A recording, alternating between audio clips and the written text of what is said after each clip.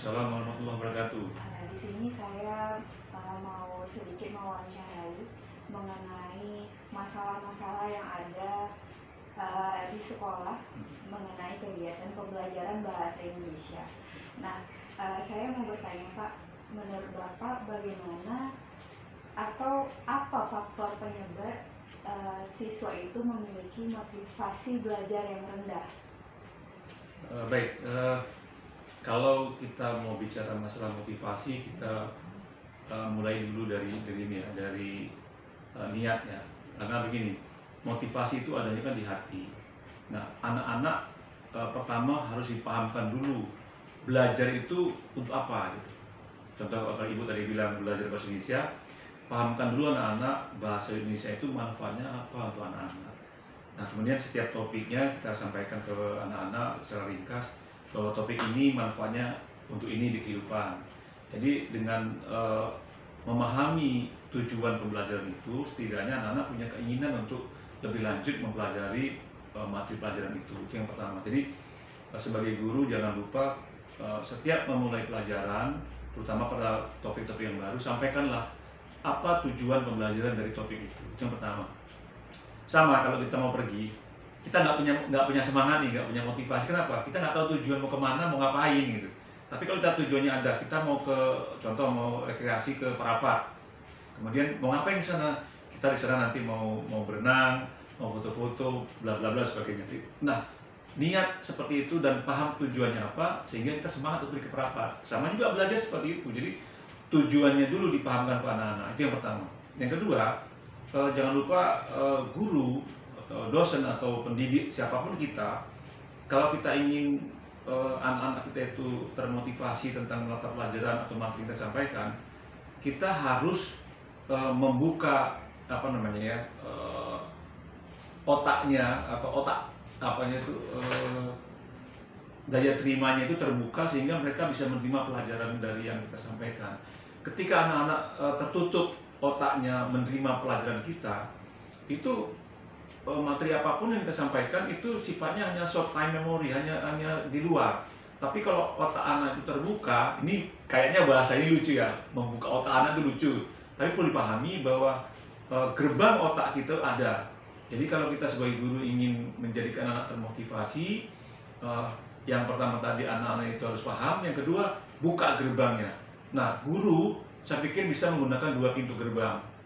Yang pertama, fokuskan anak-anak. Bagaimana cara memfokuskan anak? Banyak teknik dan metode yang bisa dilakukan guru.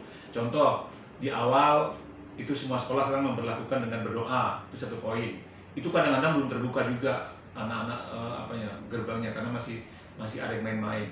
Yang kedua, bisa dibuka dengan nyanyian-nyanyian ringan. Terserah nyanyiannya, mau lagu soal lagu perjuangan boleh, mau lagu-lagu Botong Bebe Angsa juga boleh. Kadang-kadang lucu ya, anak SMP, SMA suruh nyanyi Botong Bebe Angsa, nggak apa-apa, nggak ada masalah.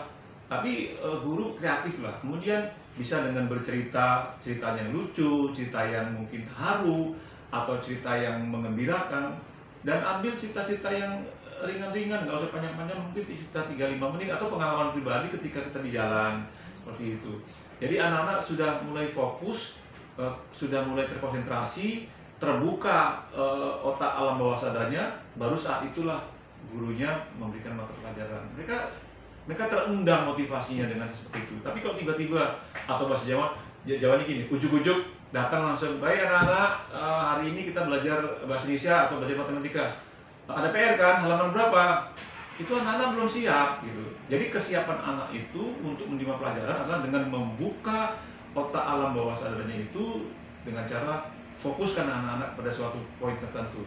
Bisa bercerita, bisa menyanyi, bisa mungkin menyapa dengan sapaan-sapaan yang berseloroh, yang dalam batas-batas keguruan atau pendidikan, itu penting.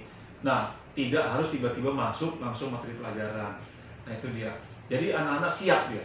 Nah, perlu diingat kesiapan anak-anak itu adalah salah satu poin untuk anak-anak termotivasi.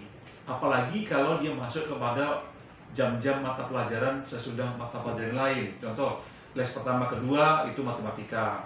3-4 mungkin itu pelajaran bahasa Inggris. Kemudian istirahat. Kita masuk les kelima. sudah mulai lelah anak-anak, sudah mulai panas siang hari, apalagi ruangan tidak ber-AC, kadang-kadang konsentrasi sudah menurun.